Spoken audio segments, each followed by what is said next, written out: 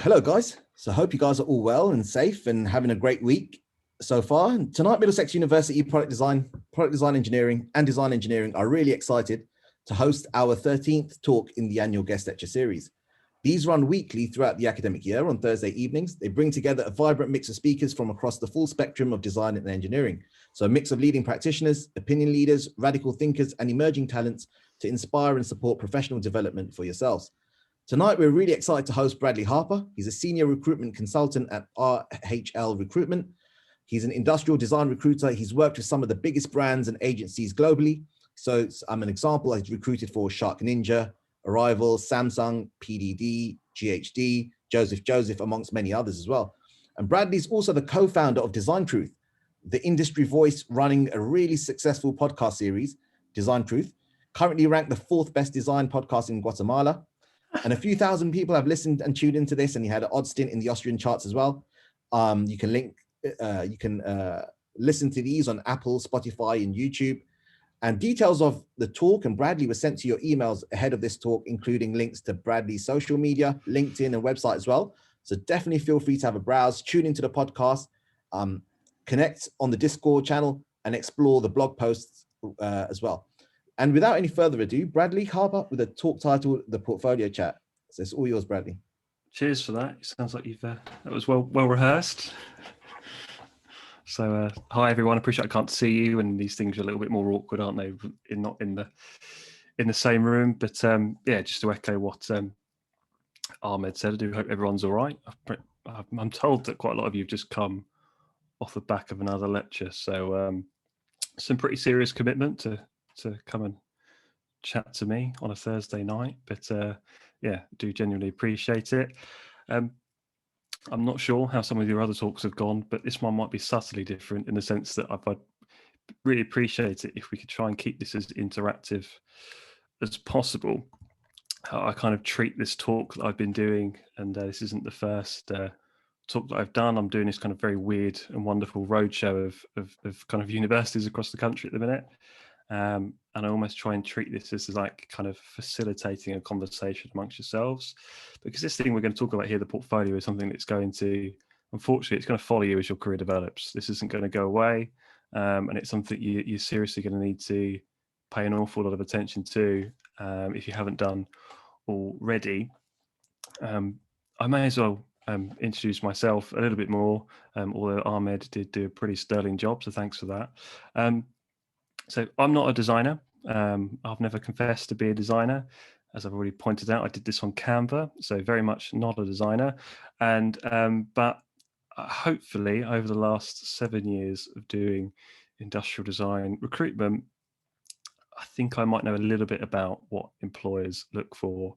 And that's just from, thankfully, being at the right place at the right time and just having the luxury, I suppose, of going to meet some of those companies that you see down there and actually spending time with the people that work in these environments and actually getting the true feedback on a portfolio, not necessarily the watered down version that you may receive. So over the years, I've picked up a few bits and pieces that's kind of got me this far.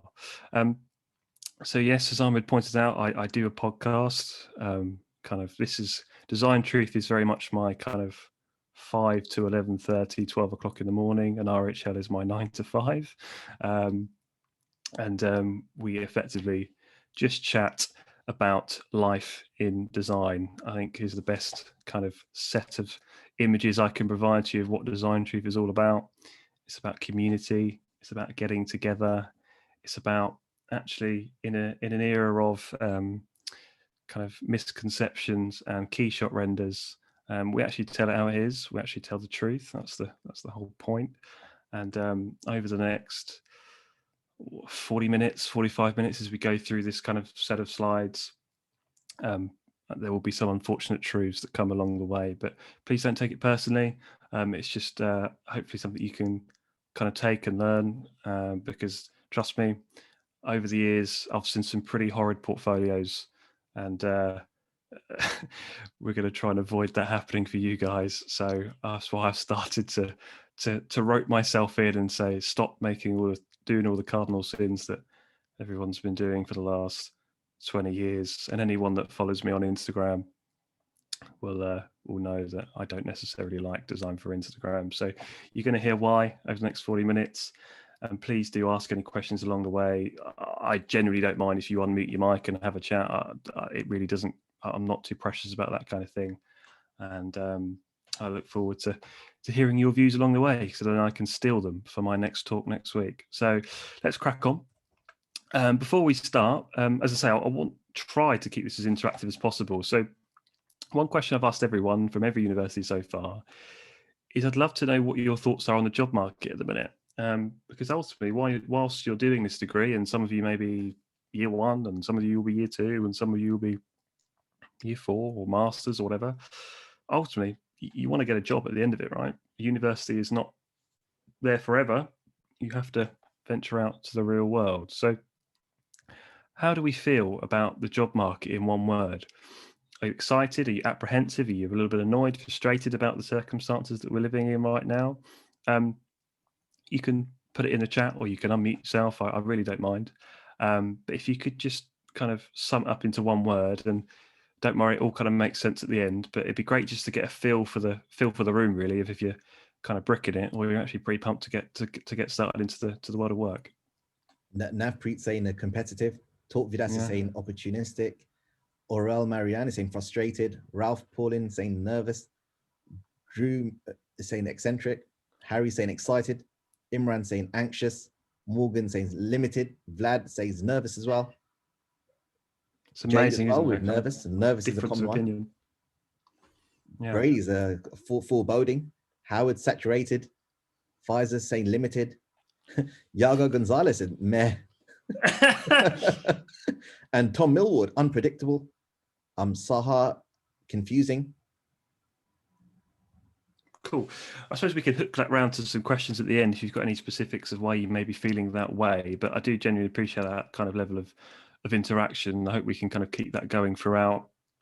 As I say, it's after 5. Feel free to crack open a beer or whatever. No, not precious on this side of the virtual screen. So in terms of what we're going to talk to you guys about today is those kind of 3 things you see kind of on your left-hand side. So the purpose of actually why we put this thing together, and why this thing is going to be this kind of noose around your neck as your career develops. The main thing is a basic structure of like what do employers actually want to see, and also explain some context to why. So if you go back to slide 2, you saw a list of client names on the bottom there, and some of them are startups, some of them are brands, some of them are agencies. They're all looking for different things, but people put a portfolio as a document and try to apply it to everyone. But actually, people are looking for subtly different things. And we'll come on to that as we go on, or into a Q&A, and to give you some kind of real life examples of what employers are looking for, whether it be pre-COVID or post-COVID. A lot of these things are going to remain the case. Now, the purpose of why you put this together, I've given 3 reasons, and I'll throw the question out to you at the end. And as I say, the reason why I do this is mainly so I can steal it for my next talk. But number 1 is the purpose of why you actually put a portfolio together is to get you an interview. A portfolio never gets you a job. It's a really important distinction to make. And I hope that actually gives you a little bit more hope, because I think people put a lot of pressure on this document that this is the thing that's going to unlock the door and get you a job. All it really does is just open the door. It doesn't actually land you kind of the gig. There's a lot more steps to come in terms of that side of it. The second thing is obviously to showcase what you can bring to the table.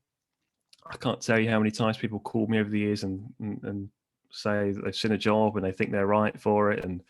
But if I haven't seen what you can bring to the table, then how on earth am I going to get you that interview? How on earth are you going to get that job if you can't actually visually demonstrate what it is you can bring to the table?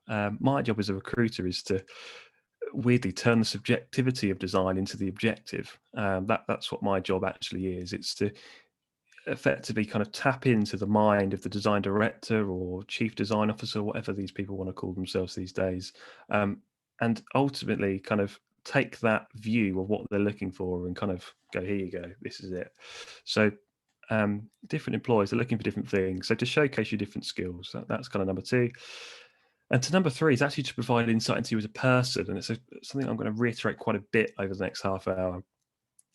You're actually employing a person, you're not employing a designer. But too often, what I kind of get a little bit annoyed about is that people don't really talk about them as a person, what they do outside of work. I'm sure you've got a life outside of design. And if you don't, I'd be quite concerned. So, what I would say is that make sure that you're talking a bit about you, your personality, what makes you tick. And that's one of the things I think gets quite lost in all of this. The job, well, my job, and I suppose the role of a design director as well, is the sense that any person that you're employing into a company, you want to make sure they're going to stick around for a long period of time. You want to make sure that they're going to get on culturally within the company. You want to go make sure that this is the kind of person that would love to go to the social get-togethers and all that kind of stuff. And so to give insight into you as a person really does make that differentiator of, is this person going to be right for the company, or is this person just quite good at design? Now, I don't know, maybe you guys have got your own suggestions. What else can you think of why you put a portfolio together? Why are you always going to be asked, I want to see your work? Does anyone have any follow on to that? Or do you think we've pretty much covered it? I would say to potentially demonstrate how you approach a problem and sort of the thinking you employ to work your way through that problem, whatever it is. Yeah, I think you're absolutely right. And you can see the stuff online, can't you? When you look at it from a visualization standpoint, you think, well, that's fantastic. But I think what employers are looking for is that deeper thinking and that ability to, how do you go about solving a problem? So you're absolutely right. And we probably talk about that as this. Matty Beale's also in the chat saying that to prove that you've got the skills and the skill set. Yeah, as I say, to showcase your skills, to prove that you can actually do the job. We can all talk the talk, but unfortunately, there comes a point in your career where you gotta walk the walk, and you gotta back up all those things, all those buzzwords you've put on your CV. So to cover that off, as this slide goes on, I've got these kind of throwaway quotes and lines, and these are mainly quotes from the podcast. So the people that we bring on the podcast are people that are in industry. So whether it's agency owners, whether it's lead designers at companies that I've probably dragged on to come on to this podcast. So people I've met or whatever, or clients. So these are companies that you saw on that slide, all the way back on slide 2. And there's a few quotes that are dotted around this, and these are just a few kind of the main takeaways that I really want you to take with you, because I just genuinely appreciate when someone's talking at you for an hour, a lot of it just goes over your head. But if there's just one or two things that you can take from this, these are the kind of things I really want you to kind of focus on. And this one here is you start with the problem and not the product, and tell the story of that. I was weirdly enough on a British Industrial Design Association bidder webinar quite recently. They're talking about design, and a chap there, I can't remember his name. He said that designers aren't very good storytellers. That was his line. And design is all about storytelling. So I think when we kind of go through the structure of how this thing's going to look for you, I really want you to have this in the back of your mind. It's like, you start with a problem, you don't start with a product. And it's never been more relevant when you think about it, because how many times do you see work and you just think, this is just going to end up in the ocean, isn't it? It's not really solving a problem. It's just, solving a dent in someone's pocket. So start with the problem, guys. Don't start with the product. Get me hooked on why you're actually doing this thing in the first place. That's what gets my attention. That's what gets the design director's attention. And we are in the attention economy. And if you ever watched that that documentary on Netflix, the name is escaping me, Ahmed. I can't quite think of what one it is, but it's all around about, I have to find it. I can't think of what it is, but it's all around the internet and weird stuff. It's all about attention, and I can't remember it. But if someone knows the name of that documentary, The Social Dilemma. The Social Dilemma. That's the one. Mm-hmm. Got me out of a hole there, Ahmed. Cheers for that. So watch that, and then you can start, and you get a feel for attention and how imperative it is and how little of it you get.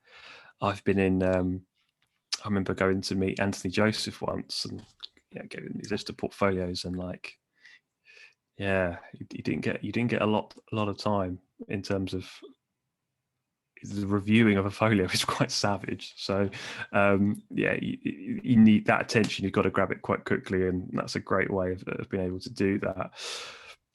These are two more podcast quotes, and these are actually from a chap called Wyn Jones, who heads up the design team for a company called Entia, which look at, I think it's like remote monitoring for cancer patients or those that have been unfortunately unwell, and they want to, trying to spend their kind of final days as kind of less time in a hospital as kind of possible. So it's all about this kind of remote monitoring.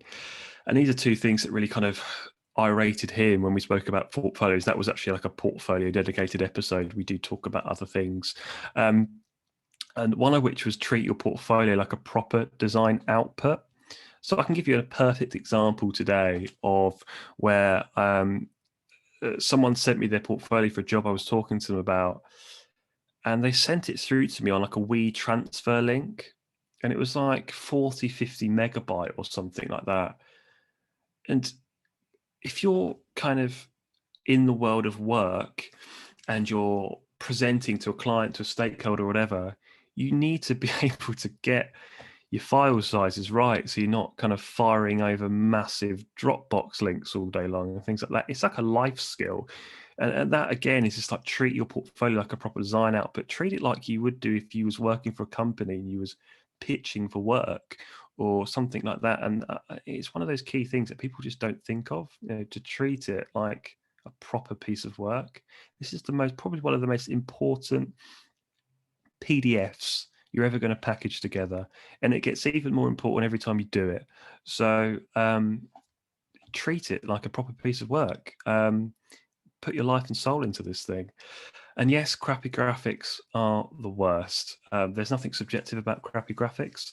When you look at your portfolio after we do this, or you share it with a friend or whatever, I really want you to look and go, why on earth did I do that? Why did I put that in there?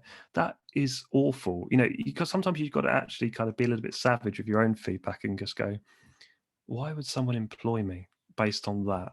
And is this really me and who I am? Is this really kind of showing what I bring to the table? So we'll come on to structure it and, and kind of guide you through it. And again, I'd love your ideas so I could steal them for the next talk. So I think kind of touches on this earlier, but I want to know about you as a person just as much as I want to know about you as a designer. And maybe it's because I'm an external influence in the sense that I'm not a designer. So I look at things more from like a HRE cultural kind of perspective of, does this person fit into the organization? Is the onboarding of this person going to be a little bit easier than the normal? And what I mean by that is I need to make sure this person's there for a long period of time. And there are normally some quite early signs of when something isn't going to work out. I can give you a great kind of first-hand example of this, of hobbies and interests. Now, if hobbies and interests come through and every hobby and interest I see is a solo-based activity, so it's something you do effectively by yourself, that rings alarm bells to me, because design is a collaborative process. It's team-based. And so what employers want to see is the fact that your life outside of the workplace is in a collaborative setting, in the sense of you're not going to potentially be this lone wolf in the corner, but you're someone that's going to get stuck in, and that is a real key thing, and even more evident now when we're working remotely, right? So there are people that are entering companies and have never seen their work colleagues. They don't even they wouldn't even know who they are if they walk past them in the street. So you need to make sure that anyone at any level, grad, designer, director, whatever, you need to make sure that they're going to fit seamlessly into an organization. And you do that by learning more about them as people long before you offer them the job. I've had one case in 7 years where someone's left within the first 6 months, and he left after day 2. So that was an awkward conversation, but nonetheless, one of the key differentiators of making sure people stick around is getting to know people. And If you need some more clarification on that, then by all means, let me know. The hero shot, I do slag off Instagram, but it does ring true in one thing, in the sense of it does captivate your attention. The beautiful kind of visualizations and key shot renders and the like, they do kind of perk your interest. But what we're going to come on to later is what is the substance behind that. But you do need to perk that attention up in the first place. Now, there are so many examples online of kind of great examples of this. And one thing I would recommend that you do is, as you put this together, is think about what are the kind of, where do I want to work? You know, dream job situation, you're all chatting amongst yourself and, you know, who do you want to work for? Is it Tesla? Is it Apple? Or is it some weird startup in the back end of nowhere? It's subjective. But what I want you to do is, at the end of this, is I want you to go onto LinkedIn. I want you to find the designers that work in these companies, and I want you to Google their portfolios. So first name, surname, and portfolio. I can guarantee you will find some copy of their work somewhere, whether it's their university work or their Behance stuff, Coraflot, Instagram, maybe an article they did and they, you know, showed their idea. You can track these people down, and trust me, I do it as part of my job, and it's one of the ways I can get hold of people and numbers and all that kind of stuff. So you can find anyone's work. The internet is this most beautiful thing. So if you think, okay, I want to work at Leia, for example, go and track down the designers at Leia and just have a look at their work from years before. Just get an understanding of how they actually perked the interest of those employers. Honestly, it's the best learning you can ever have, of understanding of what makes a potential hiring manager tick. You just need to be a little bit creative if you're Googling to track down the work, because a lot of the cases it may be their grad stuff from time gone by. Solving a problem, I think it's important to reiterate this. So product design is about solving a problem.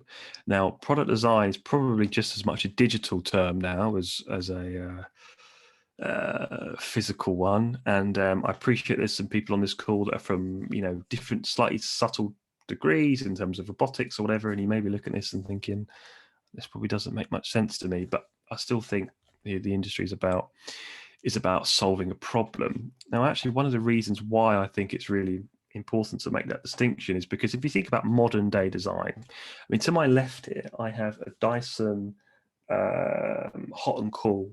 Now, I can't tell you how many times I've seen that piece of work on a portfolio, probably over 10, 20, 30 times. Someone has claimed that they've designed that thing.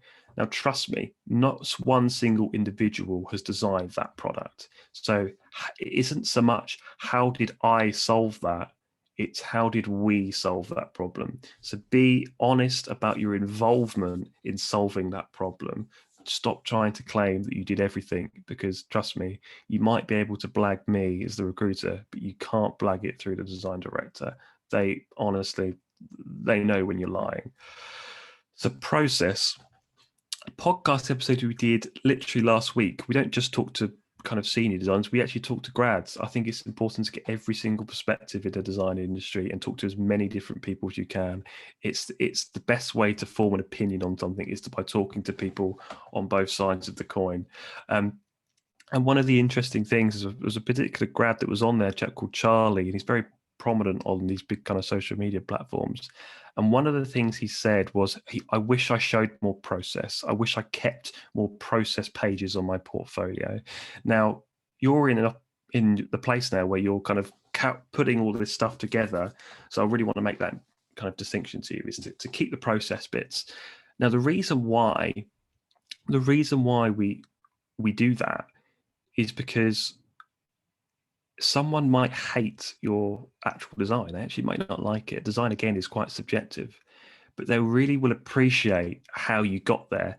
And that actually may land you the interview. As I say, the portfolio doesn't get you the job, but they may appreciate your process. They may have, again, the point that was made earlier about your about problem solving. I hope that kind of ties into the point you were making, in the sense of they might not like it, but they may really appreciate how you got there.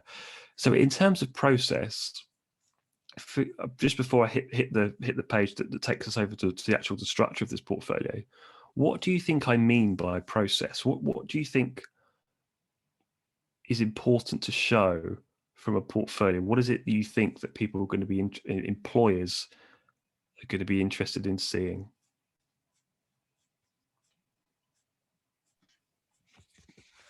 I would say that now, after working in one of the bigger companies, is they're looking for the research, like the background, at least in my case, and preparation for interview. Basically, I ended up in Jacobs and Goodyear I got the interview by portfolio, of course, but for interview, I prepared super quick one small, any kind of idea project and visualization, which took me like 4 hours, and showed them what I can do under stress and quick conditions. And they also look a lot for the teamwork and innovation, at least from my side of view. Yeah, and if you don't mind me asking, what kind of environment was you working in? Was it physical product design? Was it digital? Was it startup? What was the kind of environment of the team you was? Okay, so at the moment, until end of the February, I'm based in Netherlands, doing placement in Douwebers, which is like one of the largest coffee companies. Nice. Coffee producer planet, and I'm working with front end innovation. So it's mostly about ideation creation, and they chose me because of my background and passion for business. So because in the work we have business and design at the same time, plus innovation, plus connecting, plus teamwork. But from March going to purely industrial design to Goodyear to work with tires, and I'm still not sure exactly what the experience is going to be because I'm still not there. But from what I talk with them, it's going to be more digital again, but based on real products. It's just that the product selection is small. It's not like layer design. No, interesting. I suppose it's nice there that the research was super relevant to that job, and so you kind of tailored that to that. Whereas maybe another employer may be looking for things more on the back end, manufacturing, prototyping, that kind of thing. But certain jobs, you're really going to be focusing in on that kind of research, ideation, the real kind of early stage stuff, not so much about pushing product to market. But it's interesting in the sense of like your business background or knowledge was something they were interested in, because I can't tell you how many times I've seen on portfolios or feedback that I've had is that I didn't feel this person was that kind of commercially astute. They weren't, and again, it comes down to this kind of key shot thing. Well, I'm sorry if I keep slacking off key shot, but it's this kind of design intent of we need to mass manufacture this thing. And so that needs to be in your thought all the time, because unfortunately how the world works is that a company needs to turn a profit. That's just the way, and that's all the stakeholders that care about. And here's the thing, the stakeholders aren't necessarily designers, they're business people. And so that's such an important life skill, I suppose, that you've kind of learned there, is that this is the company's objective, is to make money, whether we like it or whether we don't. And so having that design intent of, we need to mass manufacture this thing, you need to get it into your kind of mindset super early, whether you hate the idea of capitalism or whatever. But it's just unfortunately just how you're going to land a job in design, as much as that may frustrate some of you. That's just the reality. So yeah, appreciate your kind of insight into that. Don't know if anyone else had any views around process. There's a lot of thoughts coming through on the chat. So like Navpreet's mentioning sketches, idea generation, prototyping.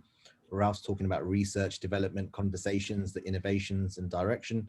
Lizzie's again talking about the initial sketches, the prototypes, your method for figuring things out. Yeah. Joe Salem's talking about how you tackle the problem. A detailed one from Harry Miller Adams got how you got from A to B through understanding your problem, showing the research, initial sketches, prototyping, CAD models and renderings. And then Tom Mill was talking about the journey with all the hurdles that you faced, both the ones you overcame and the ones that caught you. Yeah, I like the last one.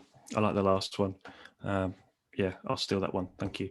Yeah, a lot of you are thinking along the right lines, and there's some stuff I've put here, and honestly, there's so much more I could have put on. It's just I'm limited for space, and I'm not a designer. So, that's that one. Hold on, another quote coming. Sorry, probably should name my presentation a bit But here's another throwaway line of hiring managers want to see everything, and hiring managers do not want you to show everything. So when you talk about process there and you mention all these different things, what they want to see is all of that stuff, but they don't want to see every piece of work you've ever done. That's what they do not want to see. They just want to see a couple of projects which demonstrates those different skills you touched upon there. So, and that depends from company to company. And we had a great example before of the chap that just spoke just before of, you know, some companies you look at on that list, like Joseph or maybe SharkNinja, it's all about design for manufacture. It's all about getting something to market. That's what they want to see. But other companies like Kinneir, Dufort or whatever, they might want to see more concept stuff, ideation, because their work to their end client maybe just more front end research and that kind of front end stuff. So they don't necessarily want to see, you know, mold tools, and they're not interested. It's not within their kind of bracket. So absolutely be fluid with that in terms of, you know, what kind of companies you want to kind of approach, but definitely make that distinction. I can't tell you how many times people have just said, right, this is all of my work. This is my kind of design life, which was This Is My Life was a program way before your time. But This Is My Life, they package it up into this PDF and they just kind of like send it out and hope something resonates and sticks with the manager. Trust me, it doesn't get the interview. So if we move on to structure, so there's a lot to take in there, and where you see there's little different bits and pieces like testing, where there's all that stuff, there's more I could put on there. And that list was put together not by me, that was actually put together by, it was a couple of months ago now. It was on our Instagram, and I just said to designers, I'm doing this thing, what is the most important thing? And these were for people in industry. This was their kind of go-to stuff. I mean, I could have put on things like CMF, for example, and there's other different bits and pieces. But I do really like that last comment of showing not just the good bits, but also the stuff that you didn't get right. Design isn't necessarily this kind of thing, you know, where everything's perfect. You know, things go wrong, but you never hear from it. And I love that idea of just showing the failures, and showing how you try to overcome that problem, because it taps into that kind of process thing earlier. So how you're going to, hopefully, I mean, you don't have to take my advice, but how you're going to actually put this portfolio together is on like a project by project basis. There's a couple of reasons why you do it. And the first reason why you do it is just it's far more easier to digest from a reader's perspective, but also it's far easier just to tweak in terms of, I don't think you should be doing this thing where like every portfolio is the same. Like you should be tweaking it depending on who you're applying to. And I appreciate it's time consuming, but you should be tweaking it for every single job or every single bracket of job, more than just saying high DCA design, you know, and then put high PDD. Like it needs to be more tailored than that, because that really perks up interest.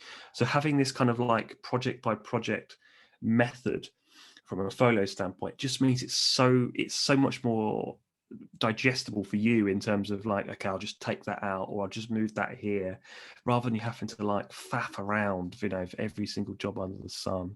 So that's something I'd seriously suggest. In terms of like numbers of projects, there's no magic number. It goes back to the point of how many skills and how many projects are you going to need to show to demonstrate all those different bits and pieces that we're touching upon here. 3, 4, maybe. It gets a little bit easier as your career develops, but it also becomes more challenging, because as your career develops, you're going to get hit by something called an NDA, and you're going to get hit quite hard by it. So not everyone can necessarily show their best work. And so this frustration is going to follow you as your career develops. And one way that I always suggest, was 2 ways that I always suggest to designers when they get to that point, is 1, personal projects, and 2, perhaps just do your university work again, because you're going to get to a point where you've, I don't know, worked for Dyson for 4 years, and then you're going to want to move on, and then you're going to be like, I actually can't show anyone what I've been doing for the last 4 years. And then you have this kind of panic for a couple of days, and then you kind of, well, sometimes you work it out, sometimes you don't. But again, project by project is kind of the methodology, I would say, of how you put it together. Tailor it to the role or the type of business. So if you want to bracket agencies together, for example, just so you're not having to tailor your job to every single agency under the sun, but just make sure that if you're doing agency side, that different type of work is closer to the front, so that they may want to see more concept generation, they may want to see more research, they may not be as fussed with design for manufacture, because that's something that end client wise tends to really kind of tap into. So you've got the brief. If you could put that brief together again, how do we solve the problem? Hit us with that attention kind of grabber, that hero shot, that product in action. I'm sure you know what all these things look like, and then you kind of dig deep into the process, right? So the research, the concept generation, some ideation stuff, bit of CAD, CAD packages, SolidWorks, Creo, Siemens. I see from time to time. Not so much Autodesk anymore. Anything like those seems to be the main ones. As long as you're learning them, you're in good stead. Design for manufacture, prototyping. I personally quite like designers that like to prototype. They want to get stuck into the workshop. I think it says a lot about you. Again, that kind of, I don't know, it just says a lot about you as a person, that you're not afraid to, there's no kind of, not ego, but kind of like, you want to just get stuck in there. It says a lot about you. And I think it resonates with employers, that they tend to be a little bit on the older side. And that was something that they kind of feel like is a bit of a dying art, that ability to prototype, model make. And so it's almost like they see themselves in you type thing. People still do it. So again, hand sketching, okay, you can get the iPad out or whatever, but nothing beats kind of getting it on paper. Some renders, some testing, CMF, we said, there's so much other stuff. The method you're going to put this thing together in is in a PDF. Now, contentious one, because I see more and more websites are creeping in. You've got your own little personal brand or whatever. But here's the thing: your job is to design products, not websites. Okay, so the minute you put that barrier up of here's my website, you're judged upon that. So if that website's not optimized, if that website doesn't look good on mobile, if it just you can't, you may have used Wix or whatever, but it just doesn't really look that great, in the grand scheme of things.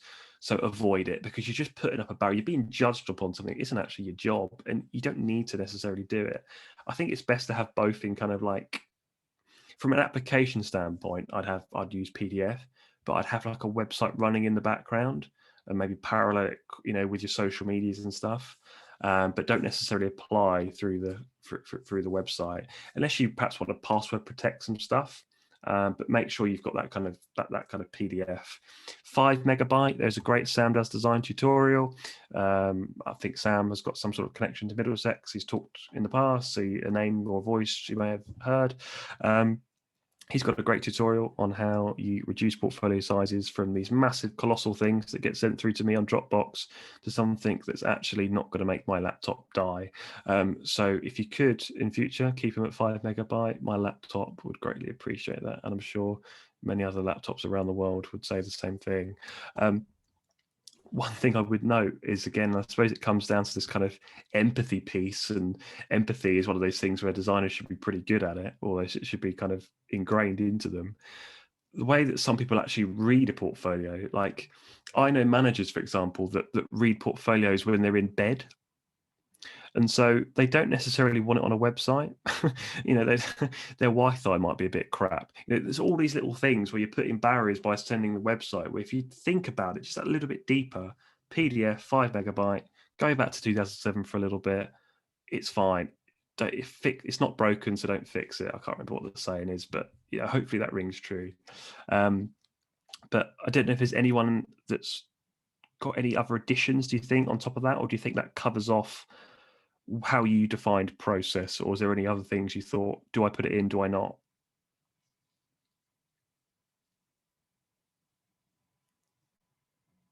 Or are we good, Ahmed? I think we're good to carry on. I think we're good to carry on. Good stuff. Right, so we're coming up to the end of this now. I can't remember, I don't know how long I've been ranting at you for, but when I started doing these talks, I kind of put a note out on my LinkedIn, I think it was, and I said, to the people of industry, like, if you had one bit of advice for a student today, what would it be? What have you learned? What failures have you so they don't repeat some of the failures that you've kind of failed at all those years ago? and there's 5 here, but I think I had like hundreds of people that kind of messaged and stuff, and it's, God, I don't know, it's on my LinkedIn somewhere. Go and find it. There's some great little tidbits of nuggets of knowledge of people that are in the industry, of kind of what they wish they knew when they were a student. Ironically, number 1 is something we've already spoken about, and that's learn business. And I've already kind of briefly explained why you need to learn business, but more important, actually learn how stuff's made. It's just a great life skill, I think, if you want to be a designer, actually learn how products made. That doesn't necessarily, you may want to still be on that kind of research point, or, really front end industrial design, weird and wacky ideas coming out left, right and center. But if you don't know how stuff's made, you're never really going to get a true appreciation of that. So it's just a great thing to really kind of think about. Number 2 is to talk to people. I don't want to say it's a negative thing to the younger generation, but I've always found that they're not necessarily the most social bunch, in the sense of kind of wanting to talk to people. And that's a learning that I've learned from just going around talking to the universities, is that they almost feel a bit afraid just to talk to someone, or send someone a message on LinkedIn and say, like, hi, can you help me? Or can I have some advice, please? Or so when you're looking for that job in industry, you may not be looking now, you may be looking a little bit later down the line. First port of call is I would look at the Middlesex alumni. Go and see who studied in 2019, 2018, drop them a message, and maybe off the back of this, they're going to get boatloads of messages, but drop them a message and just ask them how their first year in industry went. What did they learn? Hi, here's my portfolio. You was in a similar boat last year. What do you think?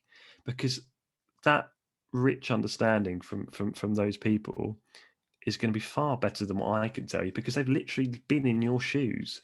So ask them, are they free for a coffee or a shared screen, and say, look, I'm doing this project, what do you think? It's never been easier to get someone on a shared screen. And as a recruiter, as someone who finds it bloody hard to actually talk to people, it's never been easier to say, can I just grab 10 minutes with you? I've got an idea. What do you think? Honestly, people are up for a chat. And whilst you may struggle to get, you're going to send your CV off and you're not going to get much feedback, and you can think the world's against you, industry does genuinely care. People do genuinely care about, the kids going through the system, and they do want to help. But I think what people do is they always try and talk to the people at the top. Talk to the principal designers, talk to the senior designers, talk to the midweight designers. They're going to give you, they're not used to people kind of messaging them asking for advice. They're like, they'll almost be like quite proud in the fact that, like, oh, you're reaching out to me, and they'll do everything in their power to kind of get you onto the next step of your journey, as kind of blasé as that sounds. Number 3 is that plastic is okay. It's just the utilization of the thing which is a bit of a problem. That's what David Attenborough doesn't necessarily approve of. And I suppose it comes down to the whole thing of, like, tell me what the problem is. If there's not a problem there, then don't design it in the first place. So I think it's that point number 3 is coming more prevalent than ever. But what you're going to realize as your career develops is, and this is something that I get all the time from graduates, is like, they go through the system and it's all about changing the world, and then something happens when they get a job, and then it's all about cost. Because when you get into a company, it's just, I'm really, unfortunately, but it's like, it's all about making sure that it's like on time, build quality is all right, make sure that we can make as much money out of this thing as possible. And so plastic's all right. It's just the utilization of the material, which is a bit of an issue. But I don't want you to think that kind of plastic is the enemy, because it's not. It's just, it's just a learning, I suppose, that you'll go through when you kind of enter the world of work. Number 4 is to be okay with rejection. People will generally just won't like your work. I'm not on everyone's Christmas card list. It's just something that's part of life that you just unfortunately have to get used to. And you've got to build a thick skin. Because the minute you kind of go into your shell is the minute you're going to lose confidence in you as a designer. And as soon as you lose that creative confidence, that's when you get into a downward spiral. And the best advice I would say is to keep in touch. Again, number 2, talk to people. You're all going through this similar thing, aren't you? Of like, we're all going to be looking for work now. So keep in touch with each other. don't all of a sudden just disappear off the face of the planet. You know, keep in touch with each other, and you know, if someone doesn't get the job or whatever, then you know, look out for each other. I remember they made like 900 redundancies at Dyson earlier in the year, and I heard this great story of like one of them just set up a WhatsApp group, and they'd all send each other jobs, you know, every day, and they were all basically competing for the same job, but there was that sense of community, and it's what got them through that quite dark period for them, and they've all found jobs. And so I don't know if you guys have got a WhatsApp group, but just ping jobs in there all the time, and little bits of feedback, or you know, even dare I say Design Truth podcast clips. Just keep that kind of information kind of amongst your peer group, because you know, you've probably made some great friends at university, and equally you can probably be quite savage to each other in terms of feedback, and you're not going to take it too personally. So yeah, definitely be okay with rejection. It's unfortunate, but unfortunately it's the way it is. And number 5 is to get grips with digital. It's just the way the world's going. I'm not saying all of you jump at a UX degree at the next chance, but just understand like the basic principles of it. You know, try maybe take a little quick course on it. I'm not saying, you know, jump full in, but you've just got to be aware of it, because every product now has a connected app, it has a connected experience, it has a connected service to it. It's not just a product you throw at the wall anymore. You know, there's this, it's more than that. So get to grips with it, because it's just where the industry's heading, and it's not going away. And treat that to your advantage, because there are designers right now that, I don't know, studied in 2003, 4, whatever, they're in jobs. You might think they're quite good designers, but even when I was at school, I'm 26, we didn't have Snapchat. You know, the whole digital, it was alien to me, and I'm 26. So bloody hell, how alien is it going to be to someone that's like 40, 45? You know, it's just not a world they know. And that's where, you know, the USP of a grad designer is going to come in, because you're going to be up to date with, you know, Fusion 360 and Blender and all those bits of kit. The senior designers don't know that. They don't necessarily understand how to use those tools. And so that's going to be the key differentiator of why someone at a junior level gets brought into a company. You'll get frustrated. You'll see a job ad and it says 5 years plus of experience. And you think, well, I don't have 5 years experience. How do I get 5 years experience? Trust me, companies need junior designers just as much as you as a junior designer needs the company, because they need your skill set of the new tools and the new techniques and all that kind of stuff. Is that it's alien to some of their designers at a more senior level. So you'd be surprised that don't treat it as like, you treat it on an equal footing of like, they need you just as much as you need them. Now at the start I said like things to avoid in a portfolio, and it's because basically what happens is when you start the conversation on portfolios, is everyone just like gives you a massive list of stuff they don't like. It's just one of those topics where people get so not passionate, but they just get so irate with seeing such below standard work that they don't tell you what they like. They just tell you what they don't like. Maybe that's a reflection of wider society. I don't know. But I'm not going to rattle off those few things there, which are kind of like, try to avoid these things in your portfolio, and it may be useful to you when you're I'll send you the slides, Ahmed, off the back of this, so you can share it with the students and go through it one by one and just make sure you're not kind of falling into those kind of traps. But the message I wanted to share to you, and I'm sharing to the students across, you know, the country at the minute, it's just to avoid giving up hope. That is the key message, because you must be thinking, and a lot of you touched upon it, you know, you're feeling nervous, you're feeling apprehensive. You just avoid giving up hope. The minute you avoid giving up hope of that job, that's when it's going to go. Just keep yourself active. And again, it comes down to, you know, it might sound simple getting in a WhatsApp group with each other, but you know, that's my kind of Mr. Motivator pitch done. Mr. Motivator again is probably someone, Ahmed, way before their time. Just kind of trying to make sure my that people can understand who Mr. Motivator is. Maybe Google him at the back end of this. They're the 3 kind of words I thought people were going to say. I thought you were going to be scared. You know, are there any jobs out there? I'm actually going to say, as a recruiter, there are jobs out there at the minute. I actually think the market's quite busy at the minute. There are just little issues around remote working, physical product design, and, you know, we want, you know, giving out, and you're facing it in your studying, Ahmed, in terms of like, we want to get people into the lab and we can't do that. Remote junior staff, generally, they're hand holding a bit more. So we can't afford as a business to have these people working remotely where they need the training, they need the mentoring, they need the day-to-day, water cooler conversations. And so I can see why people are scared. I can see why people are a bit confused and what's going on in the world, or just a bit annoyed. It's like, I've done my degree, I now just want to get stuck into work. Those what I thought were the feelings were going to be when we kind of set up these calls. But if we stick to the principle that product design is all about solving problems, then 2021 is the year of the product designer, because I've never lived in a world where there's been more problems. And I certainly believe that design is one of those big kind of solutions to that. So stop being scared of it. Stop being scared about those problems.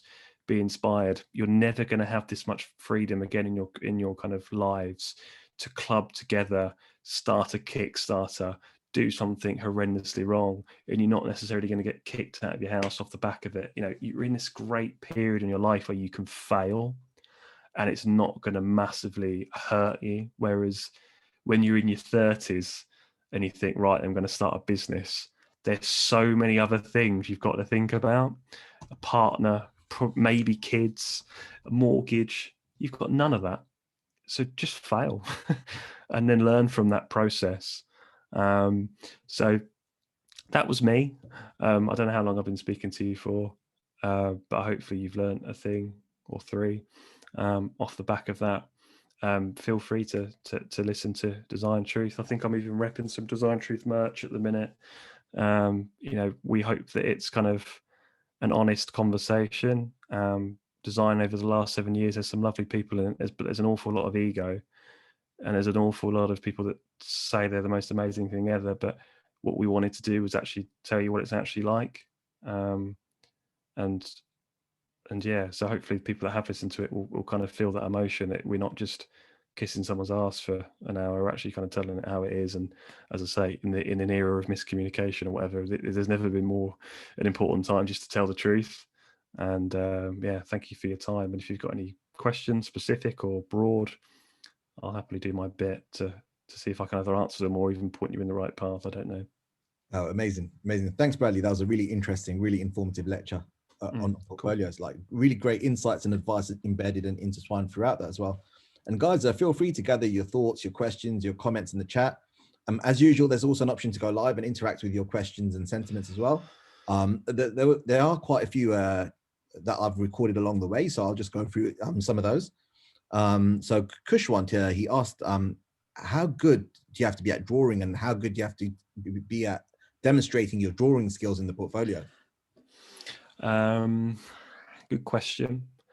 You'll go on Instagram right now and you'll look at all the renders and you look at all the visualizations and think, Jesus Christ, is this how good I've got to be to get a job at these places? I'd say no. I think a lot of them, when you dig deep into the thinking, the problem solving, it's not there. And that's something that me and some of the clients that I work with kind of laugh about quite regularly. But there has to be this kind of like standard. You can't be terrible at it, clearly. I know that's probably very broad and doesn't really necessarily answer your question, but you don't necessarily have to be like the best sketcher in the world. I mean, a lot of the people I follow on Instagram, for example, people that are in industry, that when you're in industry, you don't necessarily see them kind of popping up kind of like sketching all day long and stuff. And I'll see little posts of when they're like in a 4 a.m. supply meeting in China or something. And it's like, that's what the job's actually like, isn't it? It's not actually, what they're presenting. And I'll make a comment saying like, shouldn't you be sketching now? And I'll say, haven't sketched in years or something like that. It's not necessarily the be all and end all, but I think you still need to hit this kind of minimum standard level.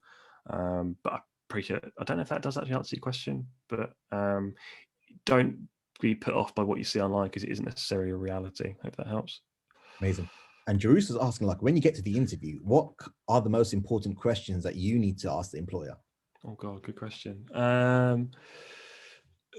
Important questions. So I don't know. I think it depends as your career develops.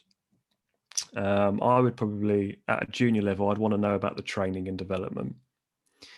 That's what I'd want to know about. I want to know, how do you train the people, and what's the average span of average kind of, not lifespan, I'm trying to think, what's the average stay of like an employee, like what's your turnover of staff like? Because if they're like turning staff over every 6 months, and they're not really teaching them, are they? They're just kind of like, it's a one-stop shop type thing, in and out. Whereas if they say, actually, our average employee has been here for 6 years, and you're thinking, okay, there's progression here as well. Like, you'll hear little lines like the creative director was once an intern or something like that. Those are the kind of things you want to know about, is like, am I going to learn anything here? What's the training like? Whereas when you get to another part in your career, you maybe, that's not really as forefront in your mind. But at a junior level, I'd definitely focus on training and development, and get a feel for. And you can also not necessarily ask that into, but think about, again, going on LinkedIn, looking at kind of the people that work there and how long they've been there, and do you know someone that knows that person that can make an introduction? It's like, what's it actually like to work at that company? You know, get it from the horse's mouth, so to speak, rather than kind of hearsay on Glassdoor or whatever. But yeah, hope that answers your question. That's awesome. And there was a topic of discussion within the main talk about, you know, those individuals who really enjoy the workshop and being hands-on and prototyping. So talk with us, he's asking, where would they go in terms of their role and responsibilities? Like, would they go into agencies, and in terms of, you know, their direction for their career? Both, either or, but I would say you're probably more likely to sit as something that's classified as like a product design engineer. So this kind of taking this concept into a tangible working prototype. Those positions are both in-house and agency, traditionally more in-house, but I do see agencies that are starting to creep that into their offering. But on that side of things, you're probably working with more startups, because kind of the big players, they're going to do that all themselves internally, in-house. Awesome. And Navpreet, she's asked a question that if she didn't like her final outcome, but she documented the process really well in terms of the project, in your opinion, would it be okay to include the process but not the final product renders? I don't know. I'd probably still put the renders in, because it's like this project by project piece of like, yeah, but maybe don't put that as your best piece of work on the front. Maybe put that as like project 3 or something. Don't lead with that. But yeah, that would be my answer to that. Yeah, I totally agree with that as well. It's like, you know, for example, having a process but nothing at the end kind of thing. Yeah, it's like, yeah, you still need to show what the end result was. Exactly. And then Pfizer, she asks, do you have any examples of like exemplary portfolios that you could either show us or signpost us towards? There is this, I'll see if I can track it down for you now, and I'll ping it across to you. But the point I made at the start was like, look at the companies you want to work for, look at the designers that work for those companies, go on Google, type their name in Google and industrial design. You'll most likely see a portfolio of theirs from time, and normally those ones are pretty good. And then you also can like see, like, particularly when you get graduate ones, it's like you can actually like compare yourself a little bit. It's like, so this is what they were doing when they were like someone that's working for a big player or something. Like, this is what their grad CV looked like, or their grad portfolio looked like. How am I stacking up to that? What are they doing that's working, or what are they doing that, or actually, am I better than this person? Does it give you hope in the sense of, actually, they're not as good as what they were cracked up to be? So yeah, do that. Maybe reverse psychology it and kind of look at the companies, look at the people that work for the companies, and then basically be a social media stalker for an afternoon and try and find their old work. Amazing. And I'll kind of rep the design truth as well here. So like, if you check Bradley's blog post as well, there's one called The Perfect Industrial Design Portfolio. So just a pretty short read. And at the end, then Bradley's talking about the countless design portfolios he's seen, and the ones that stuck on his mind as well. So he's signpost, and he's linked a few there in terms of good plug, and a few there. So yeah, so definitely check those out as well. Yeah, there's one, I remember a chap called James Hudson that put together, and he was a grad, but he did it in a form of a book, which I thought was really nice, quite novel. So yeah, if there's anyone you want to look at, I'd look at James's, and he works for an agency called Keach now off the back of that. And yeah, I've always remembered that one. So he's someone that you kind of, as a recruiter, you're kind of thinking, he's someone I should keep in regular kind of touch with, because he's someone that's showing. I don't personally do graduate recruitment, but it's like you see that work early on. It's like, I want to follow that guy, because I know he's gonna get a good job somewhere, and you can see it really early on. The ones that are gonna shine, and the ones that maybe aren't quite good enough to make it. Amazing. And talk with us. So you wanted to ask a question live, so feel free to go for it. Yeah, go for it. Yeah. So thank you again, Brad. It was super insightful and amazing to actually talk with a recruiter, because most of the time we show the Probably don't hear anything back, I'd imagine. not that, but we show the portfolios to our designers, and you are the ones that actually make a decision to get the interview or not, and then we speak with designers from the team most of the time. So my question would be actually, what is importance of, let's say, recommendations and putting down your achievements into portfolio? Let's say if you have some award, if you were recognized for something big, or you have, let's say, a journal publication on your junior years, depends on the person. Is it important to put that? I would say so, yeah. And actually, it's good you asked that question, because I would actually put your CV on your portfolio. So your page 2 or whatever should be your CV. And on there, you'd probably most likely put achievements, wouldn't you, or something like that. So, there are certain awards, I'm pretty sure Joseph do an award, for example, and I'm sure if you've won that award or the Dyson award or whatever, it probably stands you in good stead, I'd imagine, as a junior designer. It becomes less relevant as your career progresses, naturally, because it's like, I'm not interested in an award you won 5 years ago, for example. But as someone that's kind of in that earlier infancy, and you probably haven't got an awful lot you can show or talk about, I think if you've won an award, then I'd put it in there, for sure. Thank you so much. That's all right. And Dujar's asking, do you have any advice in terms of finding job opportunities? He says that he hasn't really seen much. Finding job opportunities. How I would go about it is, I would stop looking at vacancy pages and I would start talking to people. So again, I don't know, 50 companies that you look at the website and go, that looks quite cool. What's to stop you just from approaching them? Why are you waiting to see what pops up on the vacancy page? It's this kind of proactive, reactive mentality of like, just go out there and just talk to people, talk to the lead designer there and say, look, here's my work. What do you think? Trust me, if your work is good, that person makes the connection, sends it to their director and say, I've just received this grad portfolio, looks pretty good. Have we got anything going on at the minute? And you're making that kind of personal relationship and connection with people in the industry. Reverse psychology, and go that way rather than just going on Indeed and seeing what's out there. There's only so much job searching you can do. It's like when I used to work, before I did this job, I used to work at a job centre. So I've gone from this extreme of like seeing people the job I do now, like squabble over £400 a day, to the job before where like people had their benefits cut and you'd see that emotional impact that would have on people. And it's amazing. Like the job centre would say like, you need to do like 20 hours of job searching in a week or something. It's like, how can you search for a job for 20 hours?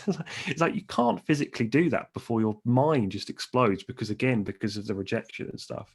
So just talk to people. And I think those kind of small little gains over a longer period of time, you start to feel a bit more kind of mentally happy as well. And I think that you can tell when someone's feeling a little bit down or they're doubting themselves when they put that application across.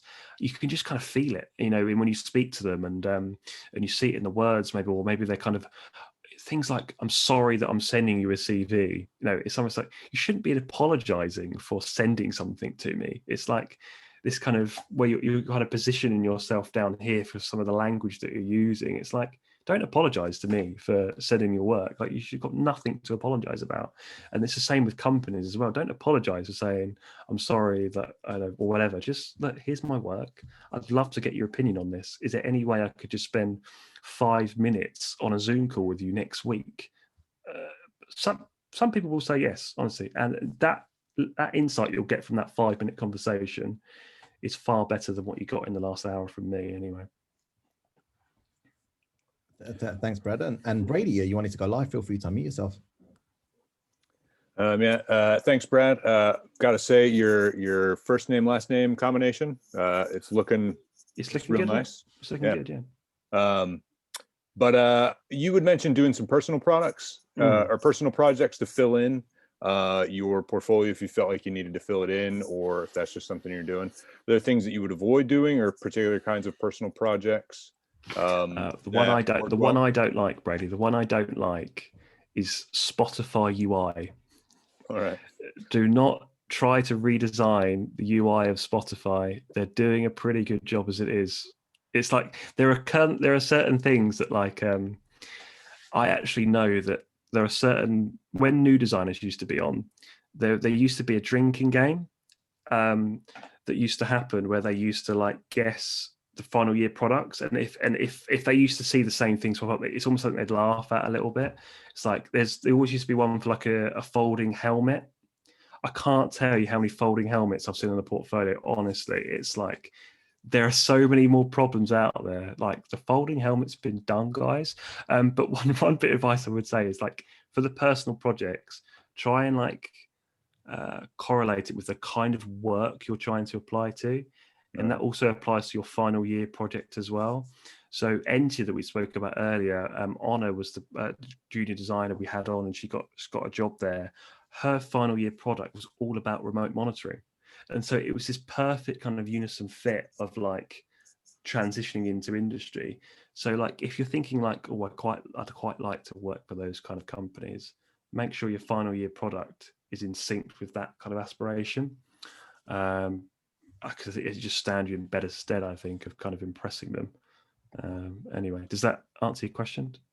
Yeah, absolutely. Because the thing I think about in terms of both doing like traditional product design products, but also like in an effort to sort of show like, you know, who I am. I do a lot of stuff around the house of just rigging this, or I create something to fit this one particular problem that it could never be developed into a product. Yeah, but is more a demonstration of one, my thinking, but also just kind of who I am, the stuff that I like to do. Is that stuff that you would include, or would you just leave that aside and maybe bring that as anecdotal stuff to an interview?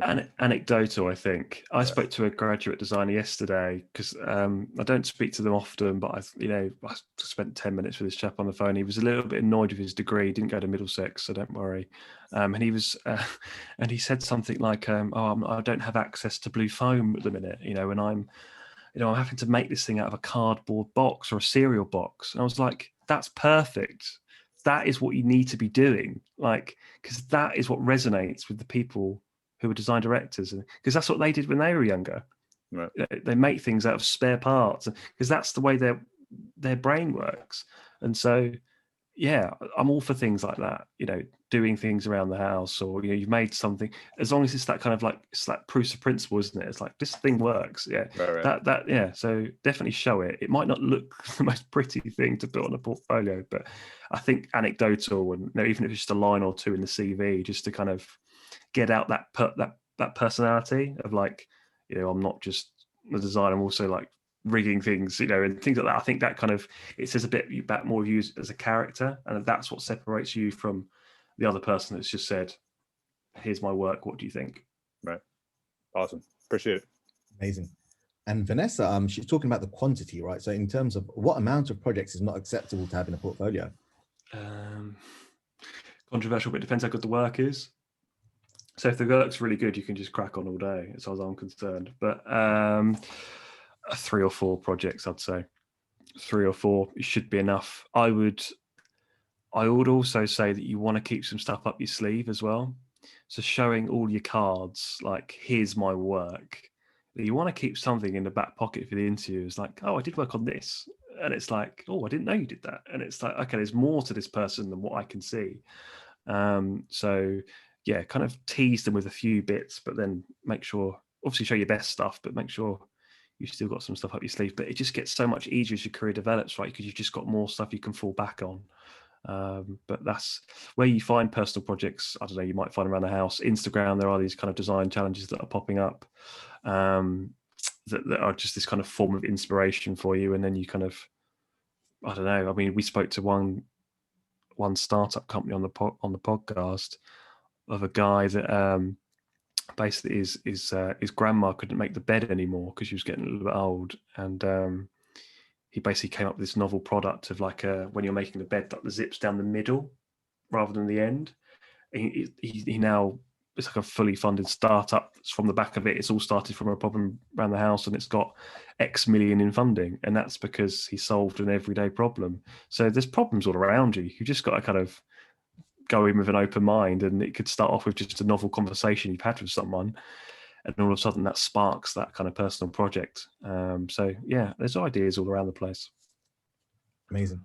And a question from Imran. So in terms of CVs that you see, in your opinion, is it best to like structure it in terms of experience by jobs, or split it into experience and projects?